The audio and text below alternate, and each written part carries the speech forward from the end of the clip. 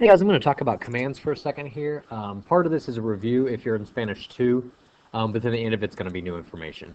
Commands are the easiest thing to do. These are just two commands, affirmative two commands. Um, there are formal commands, but we don't need to get into those just yet.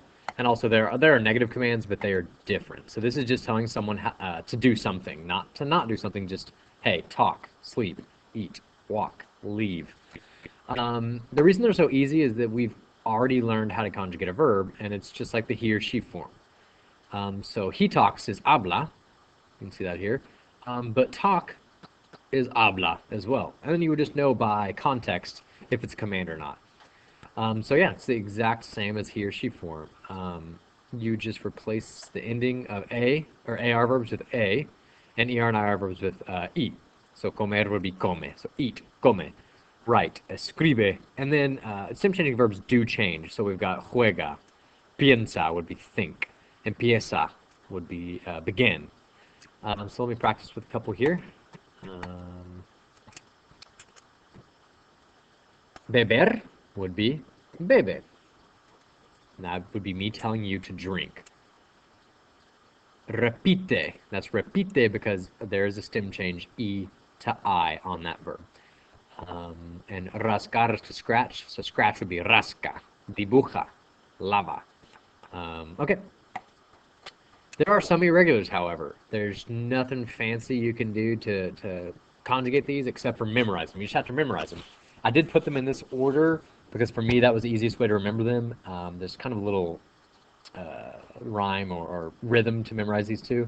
It is ten, ven, pon, sal, dice, as, ole. And then ole, it's not a command, it's just, hey, all right, yay. So I'll say that again. Ten, ven, pon, sal, dice, as, ole. And here's what they mean. If you do not know those in Spanish, they are, in English, they are have, come, put, leave, say or tell, be, go, and make. And I should also probably put de by that because when you're telling someone to leave a place, you always put de after it. So leave the room would be sal del cuarto. Sal del cuarto. Have a good day. Ten un buen día. Let's let you look at that for a second. I remember that these are irregular commands. Now, the new thing here is that we are attaching an object pronoun. We're just putting things at the end of a command. Like in English, we say, do it. Talk to me. Eat it. Wait for us. Okay, so we have those commands. And the object pronoun is what replaces the object. For example, read the book is different than read it. But it is replacing the book. So if you need to say that, you're going to use these words down here. Me is for me, so wait for me. Espérame. You would be te. And you're not going to use that a whole lot unless it's reflexive, like wash yourself or brush your hair. You would use the te. And that's a little bit different pronoun, but it's the same concept. Lo would be it, or you for usted. And same with here, it or you for usted, although you're not going to tell usted to do something to themselves, because if it's reflexive, it'd be different. Nos is us, so wait for us would be esperanos. Them and you guys is, or in the ustedes form, is los, and las would be for them if it were you girls, or all girls, excuse me, them would be girls. Los is only used in Spain, so I'm going to move on from that. These are always the object pronouns, even for non-commands. And so we've seen them before, and they usually go before the verb. I ate it would be la comí. She loves me would be ella me quiere or me ama. So we've seen them before. Now we're gonna actually put them at the end of the command.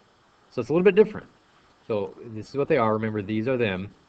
And here's some examples. Bésame would be kiss me. Lávate, wash yourself. Dilo, say it. Escúchanos, listen to us. And ponlos would be put them. You may be asking yourself, what is that accent? Well, I'm going to tell you what that accent is.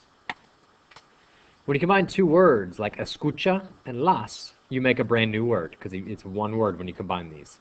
However, to keep the verb sounding like a verb, you've got to put an accent on the natural, where the natural accent used to be.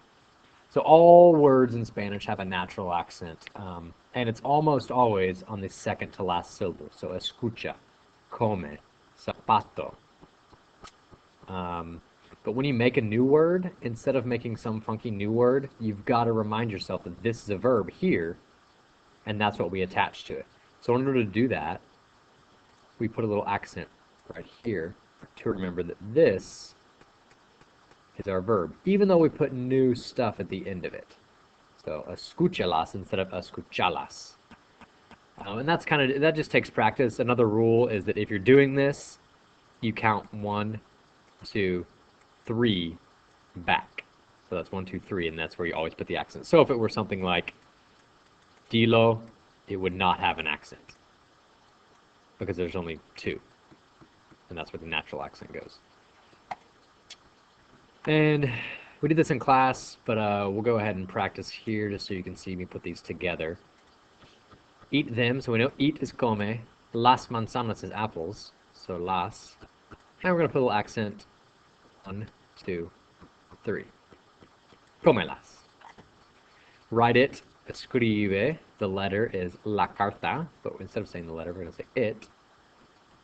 And 1, 2, 3. Escríbela. And those accents should be tilted forward a little bit.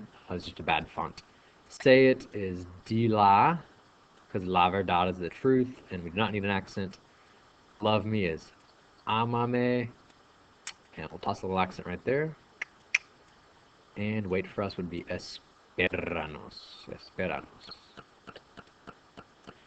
All right, so that was a quick version of how to add pronouns, direct object pronouns, to commands, and a little review of commands as well. So hopefully this helped. Have a good day or night.